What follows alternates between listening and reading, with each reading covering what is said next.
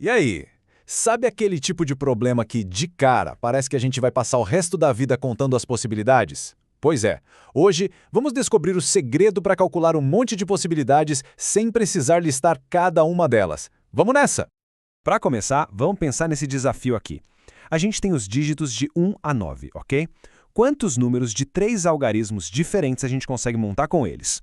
Parece uma pergunta simples, mas o número de possibilidades, olha, pode surpreender.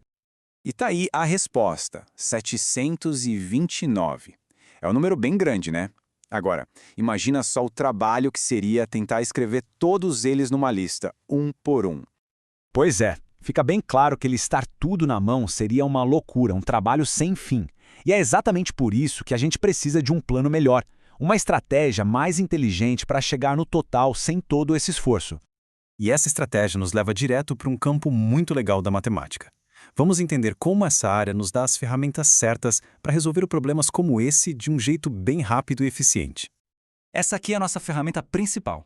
A análise combinatória não é só sobre contar 1, 2, 3. É sobre criar métodos, sabe? Para entender a quantidade de grupos que dá para formar, dadas certas regras. É basicamente a matemática da organização e das possibilidades.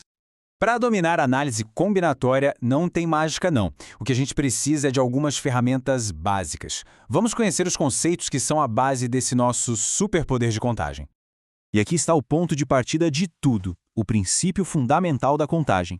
Pensa nele como a base que permite que a gente pegue um problemão e quebre ele em pedacinhos menores, bem mais fáceis de resolver. Entender isso é o primeiro grande passo. Agora, olha que interessante esse exemplo para a gente visualizar a ideia. Pensa numa corrida com 5 atletas. Para o primeiro lugar, certo, temos 5 opções. Assim que alguém ganha, sobram 4 pessoas para disputar o segundo lugar. E, por fim, 3 atletas para o terceiro. Percebe como uma etapa depende da outra? Então, a grande sacada é essa. A gente simplesmente multiplica as possibilidades de cada etapa. 5 vezes 4 vezes 3 e pronto. Chegamos a 60 pods diferentes. E o melhor, sem precisar listar nenhum deles. Isso mostra bem o poder desse princípio. E para facilitar ainda mais essas multiplicações, a matemática criou um atalho genial, o fatorial. Ele é representado por esse ponto de exclamação aí. Basicamente, significa multiplicar um número por todos os inteiros positivos que vêm antes dele. É uma mão na roda. E olha, não dá para subestimar os fatoriais, porque eles crescem de um jeito absurdo. Dá uma olhada no gráfico. O fatorial de 4 é 24. O de 5 já pula para 120. E o de 8, 40.320. Isso dá uma ideia da escala dos problemas que a gente consegue resolver com a combinatória. Beleza? Com as nossas ferramentas na mão, vamos aplicar isso no primeiro tipo de problema, os arranjos simples. É quando cada item que a gente está organizando é totalmente único, sem nenhuma repetição.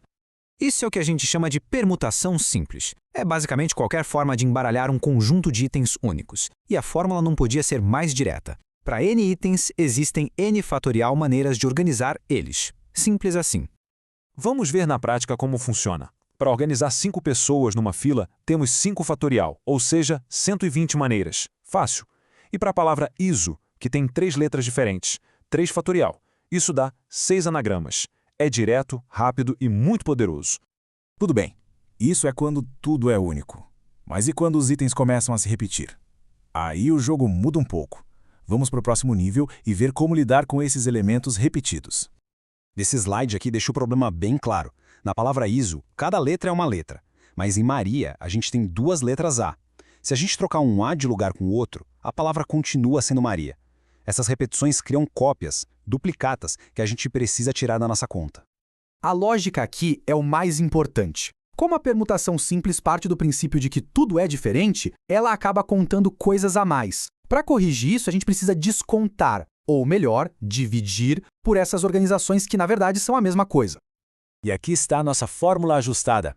A gente pega o fatorial do número total de itens e divide pelo produto dos fatoriais da quantidade de cada item repetido. É uma forma muito elegante de eliminar todas as contagens duplicadas.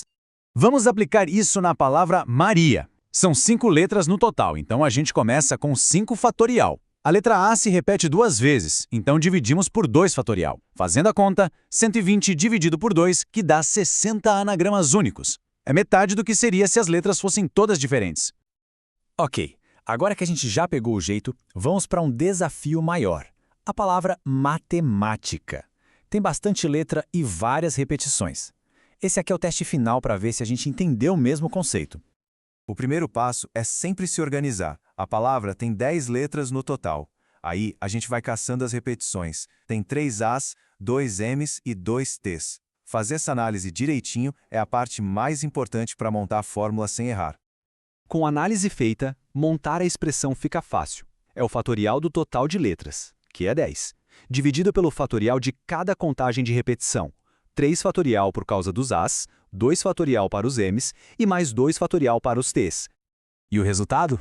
É um número de cair o queixo, 151.200.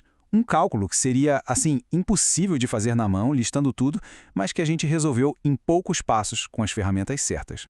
E com isso, a gente fecha essa análise sobre permutações. Vimos como organizar itens quando a ordem é fundamental. Mas sabe como é?